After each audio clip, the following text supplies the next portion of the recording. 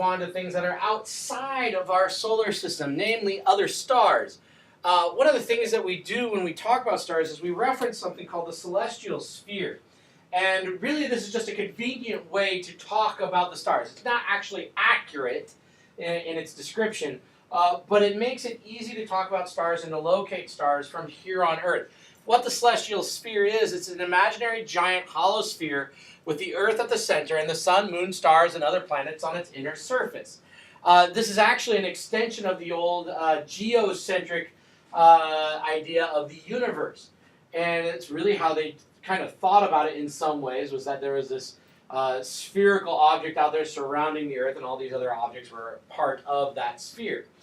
Now we know that that's not a true way of describing the universe. However, it is a convenient way when we're trying to locate things in the heavens. It makes it easy. Because why is that? Because all the scientists are here on Earth. So using the Earth as a reference point, such as in the center of a hollow sphere, makes it easy. Plus, we can then also utilize some of the features here on Earth well, actually, they're not features, but some of the ways that we describe things here on Earth, as far as latitude and longitude, we can extend that out into the celestial sphere. And while we may not use the terms latitude and longitude, there are equivalencies there that we'll see in a little while. One of those similar things is that the horizon, the line that separates the visible portion of the celestial sphere from the part that we cannot see. Just like the horizon separates the sky from the land, it's where the sky meets the land here from the earthly perspective. In a sense, it does that in the heavens as well. It's the part that we can see, similar to the sky, versus the part that we cannot see, what's below our viewing from from where we are on the Earth. And one of the ways that this works into how we describe things or how we look for things is that the distance between objects on the celestial sphere is measured as an angle. Imagine a giant angle with the vertex at your location and the sides stretching out to the stars. The size of this angle is the distance on the celestial sphere between the two stars. Geometry played a huge role in our ability to discover and discuss stuff about the stars. And just like there are things in geometry talking about when parallel lines intersect, or arcs around a circle having the same measurement and so on, this was utilized on the Earth and is still a convenient way of discussing stars. This does not tell us how far apart the objects really are in space. Two objects that are very far apart in space can appear very close on the celestial sphere. Using this system, the distance from a point on the horizon to the point directly opposite is 180 degrees, a straight line. The distance from any point on the horizon to the point directly overhead is 90 degrees, a right angle. So yeah, we're still using degrees, angle measurements in a way to discuss this. Astronomers use minutes of arcs and seconds of arcs to measure very small distances. 5 and 6 here give us kind of how that works out. Minutes of arc is 1/60th of a degree. Just like there's 60 minutes in an hour. You can think of arcs almost as an hour, or a regular angle as almost an hour. Seconds of an arc, 1/60th of a minute of an arc. So 60 seconds in a minute. So that should seem somewhat familiar to you. Because the way we talk about the celestial sphere, there are the celestial poles. These are the points on the celestial sphere that are directly overhead at the Earth's poles. Currently, only one of those points is centered around a star, and that's the North Celestial Pole. It is centered around the pole star called Polaris, also known as the North Star. The South Celestial Pole has no such star at its point. However, there are ways of finding the direction to the South Celestial Pole. The celestial equator is halfway between the celestial poles and therefore directly above the Earth's equator. If you use something like Google Maps, they have a star chart one. The horizon and some of these, the equator and stuff would actually show up on there to give you kind of an idea of where stars are located at. So, let's see. Yeah, some stars, actually many stars, are circumpolar. A location's latitude also determines which part stars are circumpolar, and that simply means circling the pole. Or another way of thinking about it is that those stars are always above the horizon, and which star are always below the horizon. Any star that is the same distance away from the visible celestial pole as the observer's latitude north or south of the equator is circumpolar. Any star this distance away from the other celestial pole will never rise. If you are at 60 degrees north latitude, and you can measure, and actually, yeah, and you can measure stars that are also 60 degrees north latitude, basically, from the north celestial pole. Those stars will never be visible at 60 degrees south latitude. They're just too far away. The way our Earth orbits and stuff, they will not grow above the skyline there in the south. They point out here at the South Pole, all visible stars are circumpolar. So when you're at the North Pole or South Pole, any star you're looking at is going to be circumpolar because you're at that limit. You're at that celestial pole.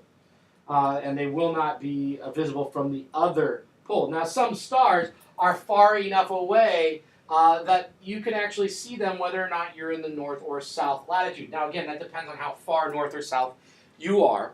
But these are ones that will rise and above the horizon or dip below the horizon as time moves on. Most objects remain in a fixed location on the celestial sphere as the entire sphere appears to rotate around the Earth. However, objects within the solar system move on the celestial sphere as their actual positions relative to the Earth change. All the stars on the celestial sphere are so far away that we really don't notice them moving around their section of the galaxy. But the planets in our solar system are close enough that as they move, their position does change. And that is where we get this term ecliptic. It's the path of the sun around the celestial sphere. That's also where pretty much are all the planets and such move within that ecliptic. There we go. The sun crosses the celestial equator twice a year, once in March, once in September. Because of its monthly orbit around the Earth, the moon appears to travel around the celestial sphere every month, basically. We're at about 29 and a half days. The moon is always near the ecliptic. The 7 planets, including Earth, or excluding Earth rather, and their moons are also visible on the celestial sphere. Their apparent motions are more complex as a result of their orbits and stuff. Like the moon, the planets are always near the ecliptic. The zodiac is the imaginary band extending for about 8 degrees on either side of the ecliptic, in which the sun, moon, and planets appear. Other solar system objects like asteroids, comets, and dwarf planets also move around the celestial sphere. Now, we often use that term zodiac as a reference to a specific set of constellations in the sky. To astronomers, that's not exactly what it means. Now, those constellations are within the zodiac that the astronomers describe. However, there's actually a 13th one that is also in the zodiac band there, but it's largely ignored for some reason. The constellations, there are about 88 zones called constellations. Now, this is not referring to the specific picture that certain stars are thought to make up. The 88 zones of the celestial sphere, 47 of them were named by ancient people. This includes any celestial objects outside the solar system that are contained within its boundaries, even those that cannot be seen without special equipment. So you will often hear about new discoveries, new stars, or other stars that are in reference to these constellations. Now, they have the same name as the major picture that's there. And those pictures are actually called asterisms. It's a small group of stars that are used to form a picture or represent an object.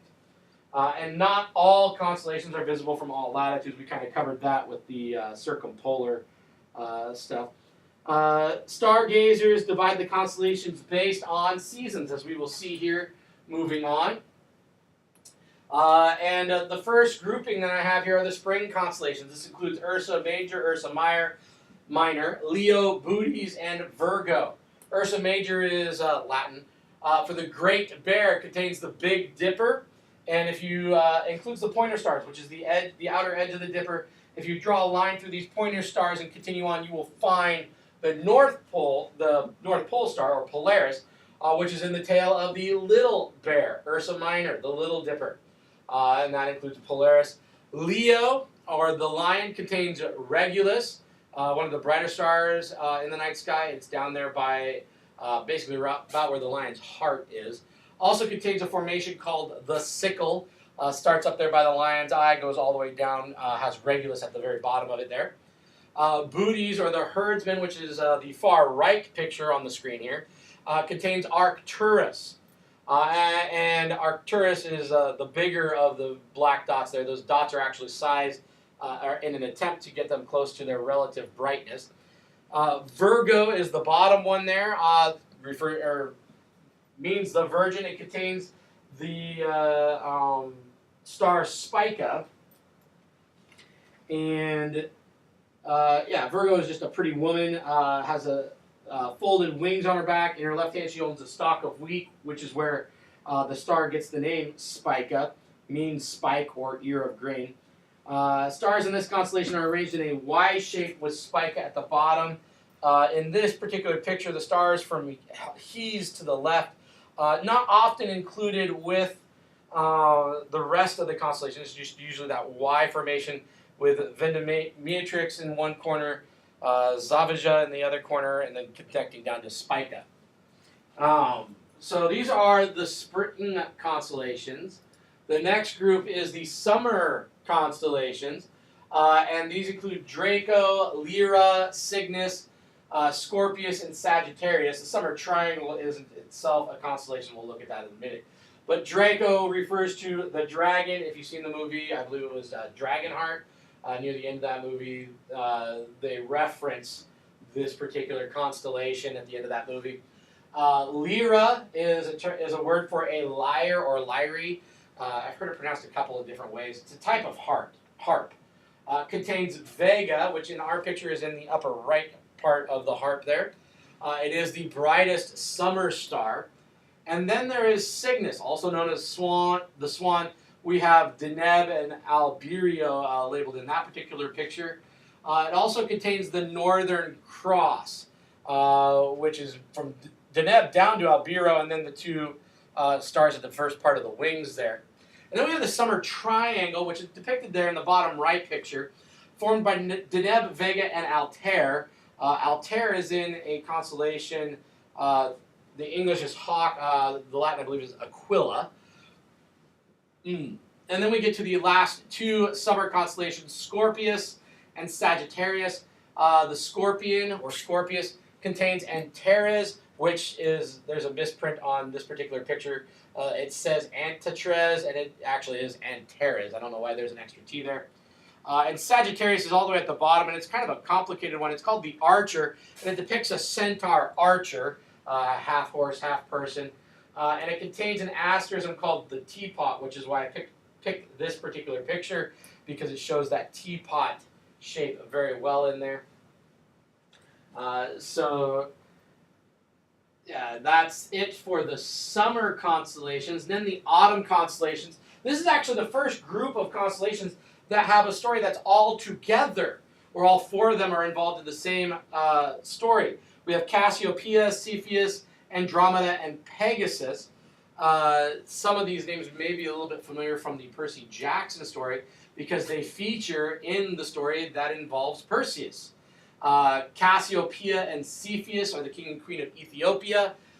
Cassiopeia is very vain.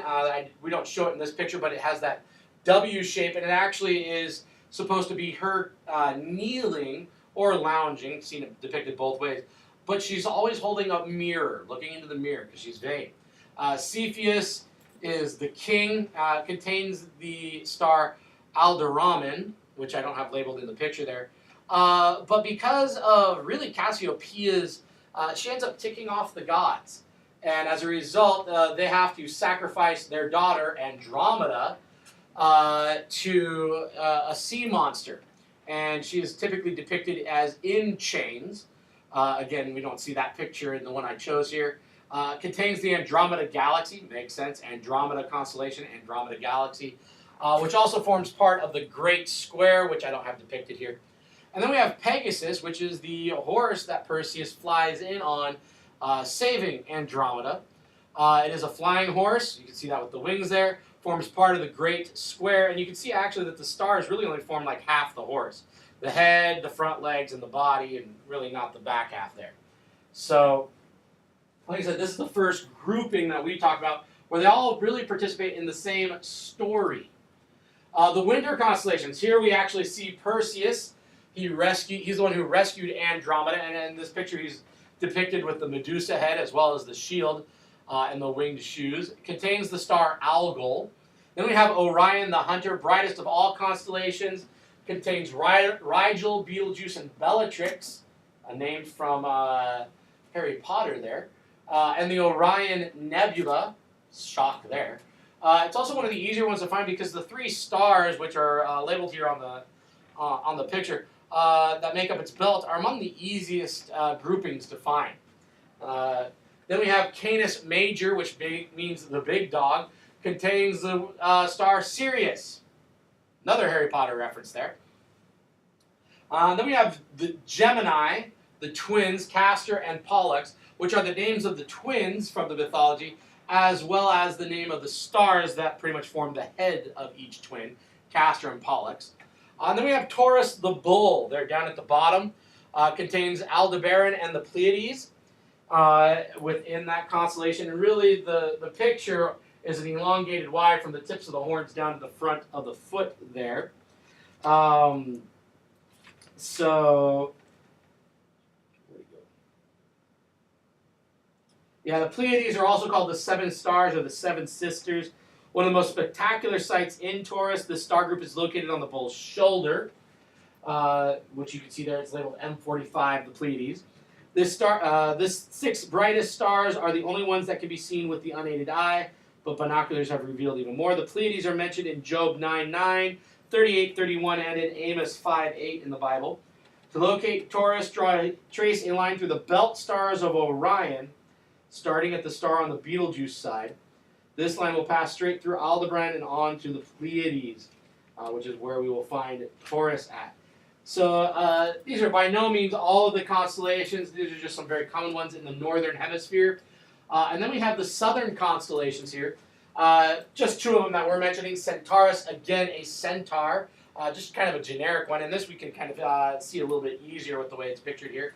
Contains Beta Centauri and Alpha Centauri. Also, we have the Southern Cross, or crux, down there in the bottom between the legs of the centaur. So this is all about the stars. We will move on to our own star in our solar system in the next section, which also might be the last section of this chapter. We are coming to a close on this chapter very soon. So I will see you in the next section.